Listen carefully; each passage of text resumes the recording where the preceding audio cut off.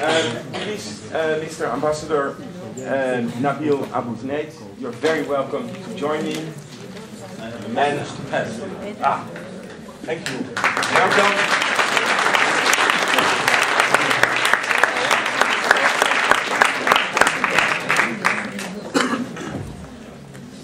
Well, Mr. Ambassador, of course, we are completely even-handed, so we will give you now also the floor. I discussed with everybody that we will do this discussion for half an hour. Please, the floor to you. Is it working now? It's working? Yeah, it's working. Well, thank you very much. I want to also thank the faculty for Israeli-Palestinian peace.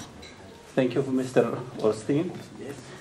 Your honorable members of the parliament, Your Excellency and his lovely wife, Haim, my future neighbor, my audience, my friends, good evening. It is difficult to be a Palestinian in the Netherlands.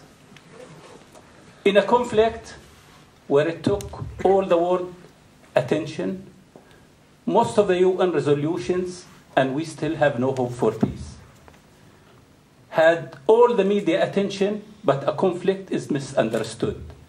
But I will tell you, there is no conflict, cannot end. And this is the Palestinian-Israeli conflict. It should end. Conflicts are created by humans, sustained by humans, and it should end by humans.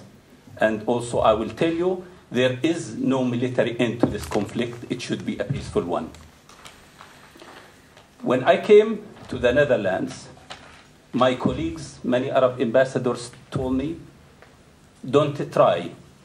It is a difficult situation for you. But believe me, I'm so happy when I talk to people in the Netherlands, especially the youth in the Netherlands, who always give me their support and the support for my people to get our independence and be free like anyone else. The attitude in the Netherlands is changed, and it will change, and I will tell you in a few years, you will see Netherlands' positions are changed. Unfortunately, when I meet parliament members, I met all the party spokesmen, and I tell them, I would like you to see the change of the attitudes among the people here. On the conflict, they tell me we understand, but also you have to understand that people don't vote on foreign policy issues, it is only domestic politics. So this is also an issue where sometimes I feel it should be changed. Also, I will tell you that the settlements issue, what kind of friend Israel to the Netherlands, Lieberman came in, visited the parliament. All of them told him, don't build settlements. It took him 48 hours to arrive Tel Aviv to announce building 1,600 more units. What position the Netherlands has also, we respect that the two-state solution, but you cannot leave the oppressor to solve their own problems.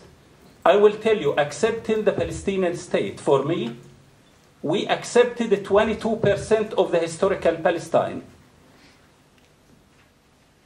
My friend Haim started with all the problems Israel having. They cannot do peace. But let me tell you, I'm brave to say enough. We are giving up most of what happened in the past for our children to live in a better future. I'm from Haifa. I'm accepting settlements in the West Bank for Israeli sake and Palestinian children. I'm not having excuses, but bravely I'll say yes to the Palestinian state in just 22%, and Israel would have 78%. Looking for excuses, how Israel hated, it will not take you to peace. Investing is peace, in peace, not in military. Military would be deceiving.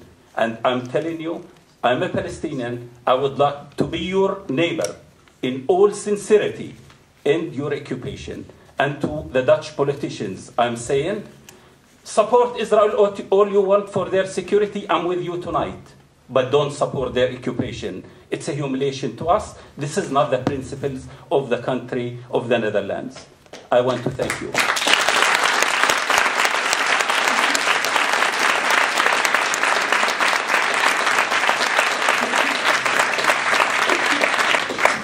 So, Mr.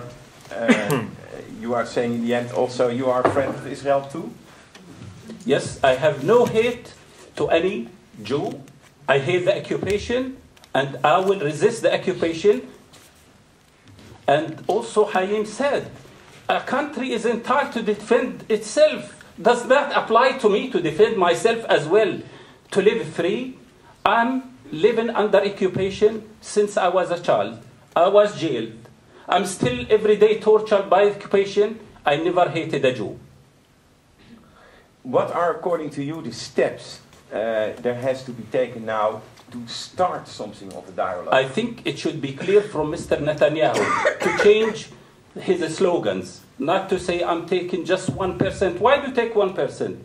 Say it clearly once and for all. Let's live in two states. Palestinians should be independent in the West Bank and Gaza. Israel should be in secure borders. The Ambassador Excellency talked about security. Here I will tell you, we will accept a third party to be protecting the Israelis or the borders between Palestine and Israel. We are not interested in armies. We suffered enough.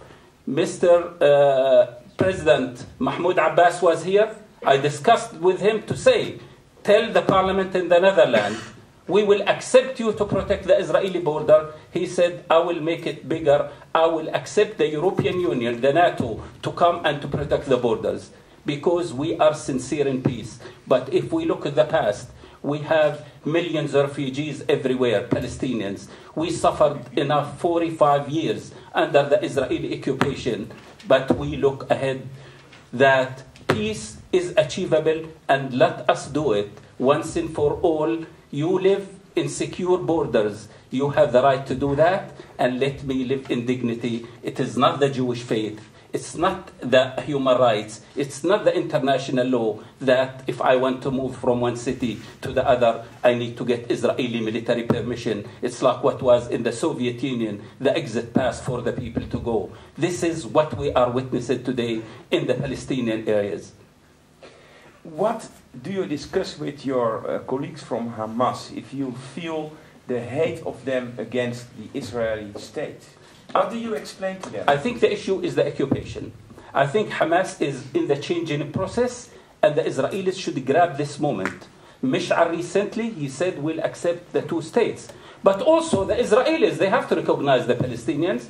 They have to declare what state we should recognize. The question is, what are you saying to Hamas? That they want to destroy the state of Israel, that they don't want to recognize? Let's correct the fact. Rabin and Arafat changed an agreement.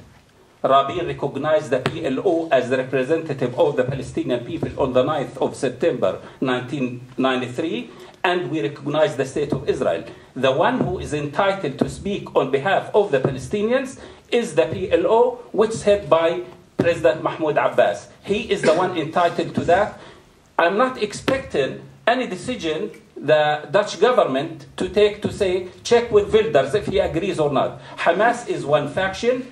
The decision among the Palestinians is the PLO. The PLO is the umbrella of all the Palestinians everywhere. So the PLO accepted the state of Israel, and it was agreed between Rabin and Arafat on the 9th of September, and we are committed, and we are going to respect our agreements. Mr. Ambassador, we have to be very fair. I have discussing with all the people here on the table about occupation, but we can say one thing. The Prime Minister of Israel, Sharon, made his famous Gaza out steps. Gaza was occupied by the Palestinians, by the Israelis, and the Israelis took out their tanks, took out everything. We can talk and we can discuss that Gaza is now jail, but he made a first step. Why didn't that work? Look, can you explain? A few reasons. He moved the settlers from Gaza to the West Bank. It's from one area. I'm discussing now Gaza. Sorry. Yes, yes. He left, but I'll tell you. But we don't have the time. Yeah. So when he left, he did not deal or organize his departure with the Palestinian Authority. He left it alone, which gave Hamas to claim victory that we forced you out. It was much proper to deal it with the Palestinian leadership, so it would be better arranged, and to give the peace more a chance. But he chose to leave alone, which Hamas got the credit for that. Then he moved the settlers to the West Bank. Plus, they still control Gaza, air, water, sea, and the Gaza people cannot survive this. That's why we tell them, open the borders so we don't have the tunnels. But their policy, and I will guarantee to you today, the Israelis have no interest in really attacking Gaza to get rid of Hamas. It benefits the Israelis well because they are considered terrorists, and the Palestinian Authority in the West Bank weak. That's why Abu Mazen, he is very popular in peace. They are telling us, with whom we can talk. They are terrorists and you are too weak. So that's your problem, the Palestinians. The Israelis, they are not looking for partners. I think the Palestinian partner is there, and I think we have no Israeli partner. Why? Because you are trying to make, let's say, the Hague Channel in other ways. Why can you not convince let's say, the positive Israelis and the positive Palestinians, but also the positive Israelis to stop building the settlements? Why don't they listen to reasonable people from the Palestinian side, the Israelis? Israelis, I'll tell you, they have no interest in leaving the West Bank. Mark my word. Netanyahu has no interest. I remember, I think maybe Olmert did. I remember I had a talk with President Bush, and he told me one day, when the leaks came out from Jerusalem about Olmert, he said, I'm so disappointed that day. But Olmert had a plan, eh? Yes, because he said, if Olmert was in power, in 2 months, I was speaking to Bush in October, he said in 2 months we will have the agreement. But I think Netanyahu, in my view, has no interest. If he's leaving the West Bank, why he's building more settlements? We are negotiating his departure. Why he's building more settlements? He is trying to create a new reality on the ground where we cannot do anything about it. Why we accepted the Israelis should not negotiate when there were bus bombs in Tel Aviv? That's not helpful. We accepted that. But why every day you want to build settlements, you want to torture us, and then he's saying no to leave to Jerusalem, no to leave the Jordan Valley, no to the Palestinian refugees, and we will no to leave in the major settlements, and then come to Palestinians to negotiate. Hamas is saying, we told you so from the beginning, you will fail. Why we should do the same mistake? It's a bargaining negotiation. We are going to be stuck saying no till the Israelis recognize us, so maybe we go ahead. Why we are fools like you, Fatah guys, or the secular? You tried. You gave everything. We coordinate security with the Israelis. We lost the credibility. In the same time, what do we get? More settlements. Mr. Netanyahu came in, and his speech, he said the Palestinians never done anything for peace since 1993. Do you think, by the way, that the Arab Spring will have influence to the Palestinian areas? Yes. I think, believe me, if I were Israeli, I could see it different. It's my moment to have peace with the Palestinian. It is the bridge to the Arab world. This moment. Because you don't want to keep a problem. Really would change the attitudes of the Arab world toward Israel. If I was an Israeli, I will grab the Arab Initiative today. 57 Arab countries and Islamic countries. This is the Arab Initiative in 2002. They said, we will accept Israel. We will normalize relations with Israel. Israel has an opportunity to raise 57 Israeli flags in the capital of Arab Islamic states. What an opportunity Israel has not to accept. They are refusing it. It is still on the table today. 57 Arab and Islamic states. This is the Arab Initiative, led by Saudi Arabia, said leave the occupied territories and enjoy 57 Arab states. Is it more important than a few settlements in the West Bank?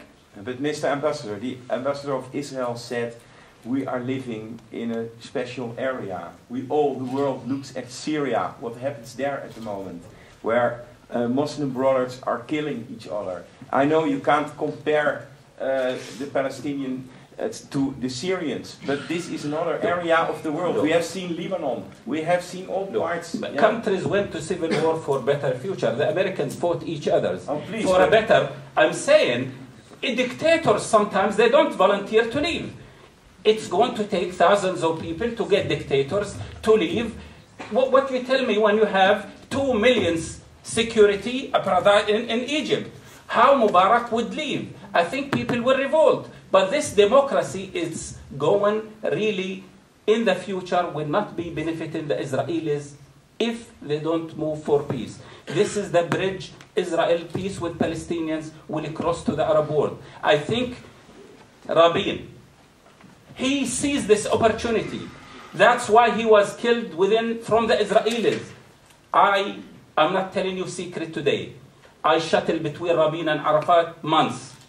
Rabin was so sincere for peace. Who killed Rabin? Who did 9 months before Rabin? Goldstein, the settlers, killed 30 people in a mosque, in Laylat al-Qadr, in Ramadan, in Hebron, to spoil the peace process. Rabin was brave enough with Arafat and said, we will not lose this opportunity. They make it work.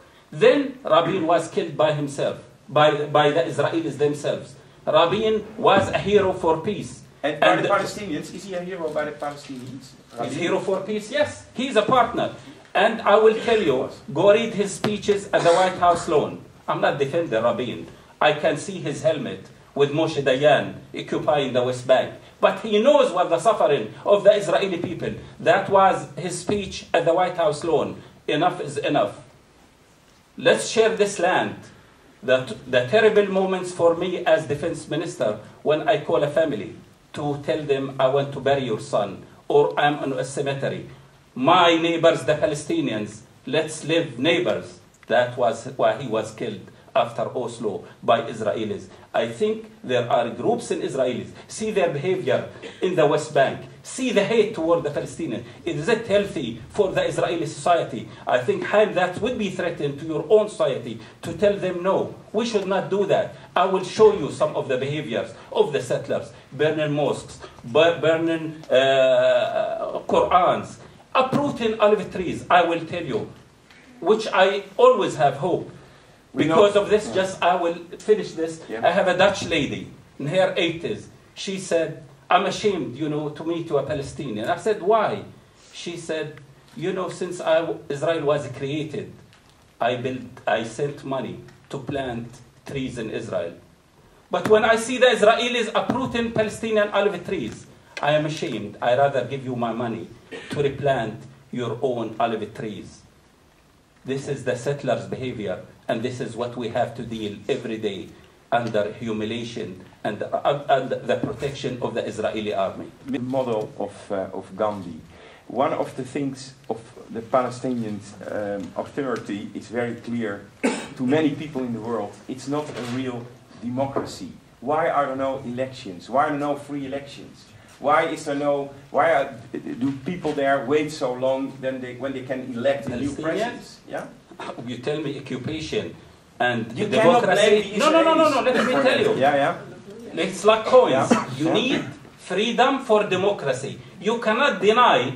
We try to do. I mean, we believe in it. But you cannot deny people democracy, freedom, and I expect you to be a democratic society. We still have the problem Gaza and the West Bank, Hebron, Jerusalem. This is the hanging point now. People say how we can go to elections and people from Jerusalem will not be able to participate because the Israelis probably will say no. The Hamas put this condition because we are not going to divide Palestine, and they agreed with that. If Jerusalemites don't vote, we should not have elections. But I'm saying in the end, denying people freedom will not give them democracy. That's one of the things. In Israel, you can criticize Israel very much in the way in all their democracy, but their president is now in jail for some terrible mistakes he made. The level of democratization of the Palestinian society, according to you, is this level, if we hear the reports on what happens with Hamas in Gaza, can this not improve very much, if you are honest? Has it not to improve the level of democracy?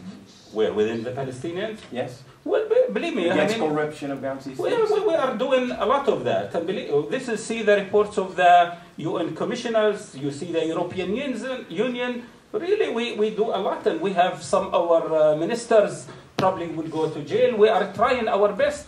The more people probably who needs peace in the world, Palestinians and Israelis, but we see it. And we really see that, and then we cannot live in the past. If I, as a Palestinian, still believe Palestine is ours, we will not get anywhere. The same thing with the Israelis. We're saying, well, no one loves us, and then we have to defend ourselves. We'll live this for all ever. It is time for brave leaders to say, yes, we cannot occupy people. Occupation does not have a long life. It's not acceptable even by the Jews as apartheid will not work.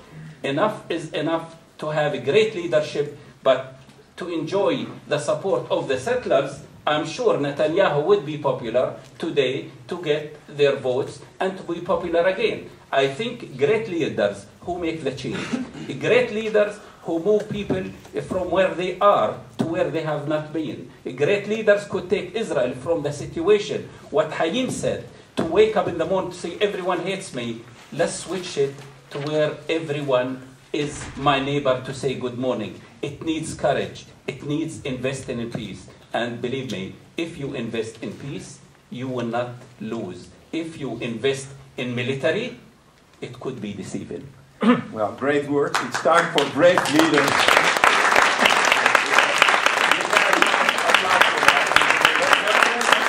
What I would like to ask you, do you believe personally that in the, let's say, middle range time, that there will be some kind of agreement? That there is some hope in this, yes. In this whole process? Yes, I think so. And why? I have no doubt. If I gave up on peace, I'm not here tonight.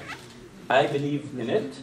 I think majority of people, the Palestinians, look, we went through... In Gaza and West Bank? Gaza and West Bank, and I think Hamas is not popular for your information in Gaza. If you see all the polls, Hamas did not gain popularity in Gaza, and I will tell you, we were raised to believe in the destruction of Israel. Today, I'm saying it, I will live with them as a neighbor.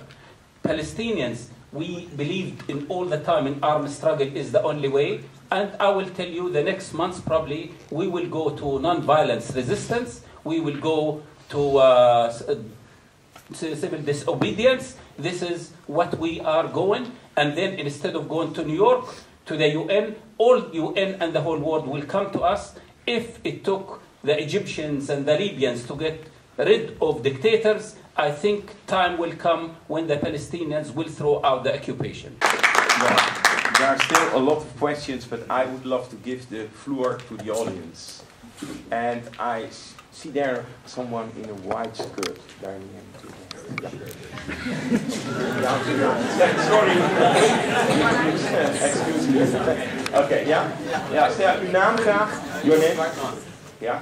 It seems that the interpretation of the core problem depends on to which faction you speak, and we know, of course, about the security problem of Israel, and on the other hand, the problem what we call the occupation.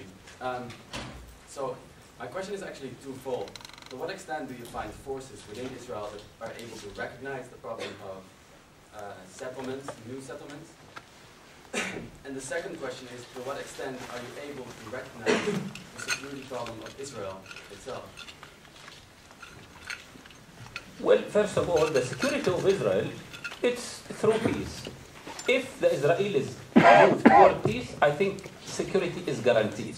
There is no security with occupation. I'll be honest with you. Occupation and security will not work. If all of you are Palestinians and live under occupation, who of you will support the occupation and say, well, you should be secure, I will send you flowers and let me live under your oppression? It's not going to happen. So the Israelis have to realize what they are doing.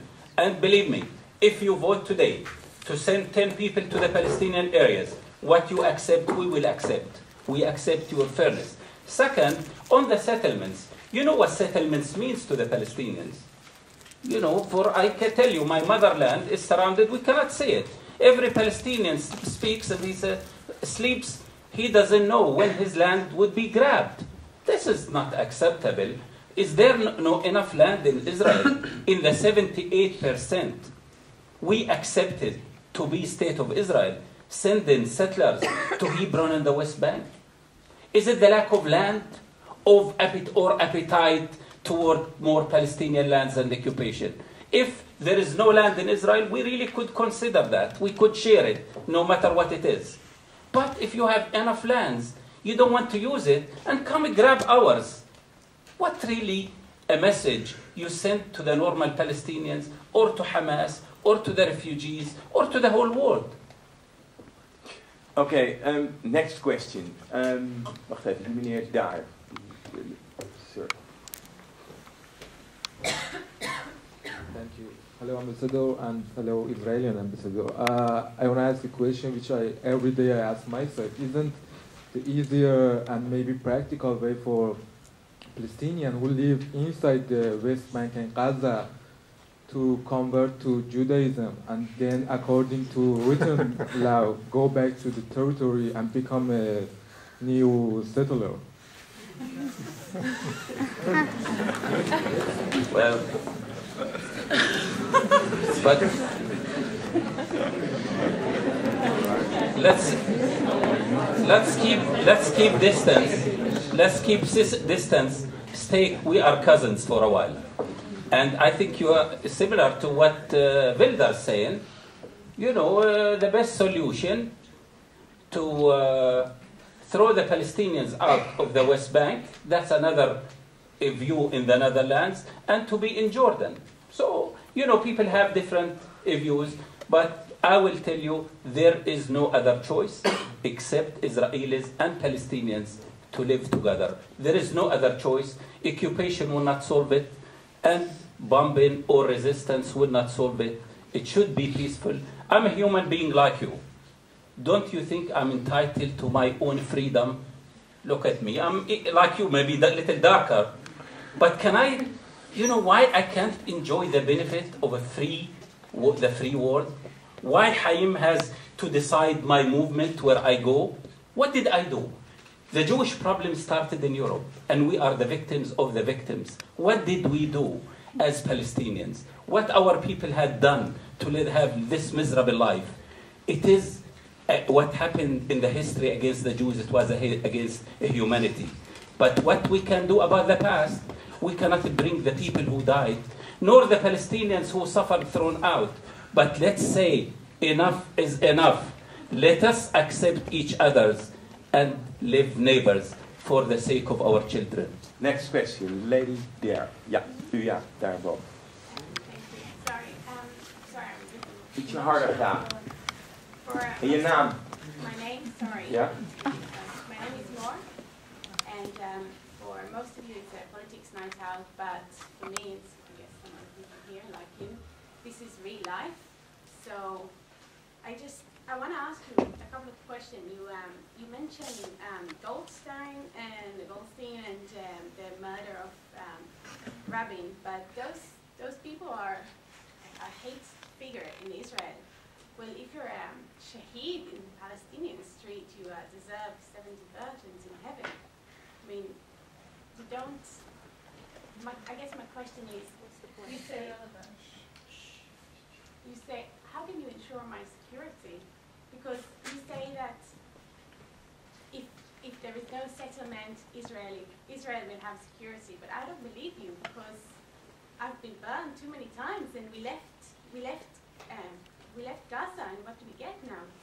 We all know what happened in the last 4 days. So I guess again my question: how can you ensure my security and the security of my family? My advice again: get you and your family to invest in peace. I will, look. I don't want to argue on Gaza today, but look, the other side is suffering. If you don't see the suffering of your enemy, you are deceiving yourself. I am seeing your suffering. I understand your history as a Jew. I read it. I can understand you have to go to wars. I understand it.